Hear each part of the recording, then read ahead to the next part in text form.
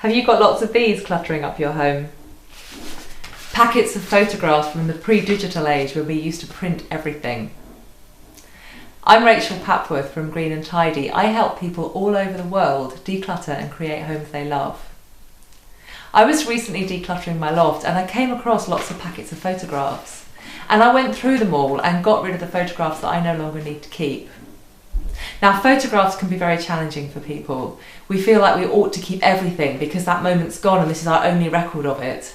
And we know that there might be a lot of emotional stuff that comes up for us when we look through photographs. So I thought it might be helpful for you to see the process that I go through when I declutter photographs. So let's get to it. Let's see what we've got here. These are photographs taken on a school trip to London. They're scenes of London. They're not brilliantly composed. Some of them aren't even in focus. They're taken on a very old and therefore not particularly good quality camera. So I'm not going to keep the ones that don't really tell me anything. I mean, this one, for example, is so dark you can hardly make it out. Oh, a photo of somebody with their head cut off. That can definitely go. Yeah, badly composed scenes of London. And a photograph of all my school friends, my sixth form friends, when I was about 16 or 17, which would be lovely, and I can see all our 80s hairstyles and clothes, but it's so dark you can hardly make out people's faces, so I'm going to let that go. So that's that whole set going to go. Okay, now I have a set here from a family holiday when I was a child, and there's some quite nice photos in here of my parents and my brothers when I was younger, but then there's also really quite rubbish photographs of countryside, graveyards, some church we visited, which don't really add anything to my life, and I'm going to let them go. So you can see I can quite quickly weed through. Now, they don't have to have people in them for me to keep them. If it was a picture of something that I remembered from a holiday and which, you know, meant something to me, obviously I would keep it, but most of these they don't. These are all the ones in the family that I'm keeping.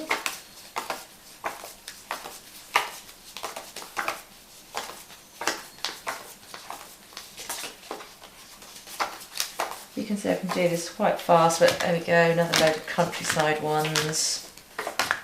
Right, so that lot, they're going, and I'm just keeping these. Okay, now these are called camera walks. So these are photographs that my brothers and I did with my dad when we were younger. And again, there are some nice photos of my family, and then some scenery, which doesn't mean anything to me anymore, and there's no point in me keeping it. Keep the ones of the family.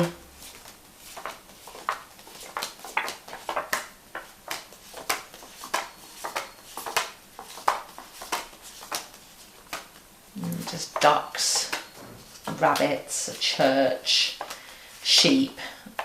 That one's so dark again, and that one also so dark you can hardly make out the people in them, so I'm going to let that go. Finally, we have ones here from a wildfowl centre. So, not very in focus, rather dark picture of some flamingos. That was a picture of me feeding some ducks, so I'm going to keep that. It's got my arm in it. But the out of focus ones and the dark ones, I'm going to let them go. I can just about make out that's a moorhen, but only just, so that's going to go. So just a couple of photos I'm going to keep from those. So you can see I can quite quickly weed through the photos that I'm keeping, and then if I want to, I can make these up into an album and actually enjoy the photos, or I can just store them as they are. But in the meantime, this little lot can go in the bin.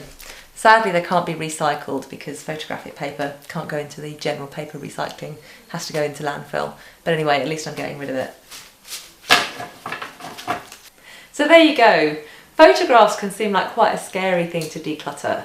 They're bound to have emotions invested in them, they capture a memory, they capture some time that's passed, and it can feel like we ought to keep every photo that we own. But actually, as you can see from me going through those, if you've got photographs that are out of focus, they're dark, people's heads are missing, there are people you don't know, they're poorly composed, there's not really much point in keeping those. So weed out your photographs, reduce it to just the ones that do mean something to you, and then store them in a way where you're able to access them and enjoy them.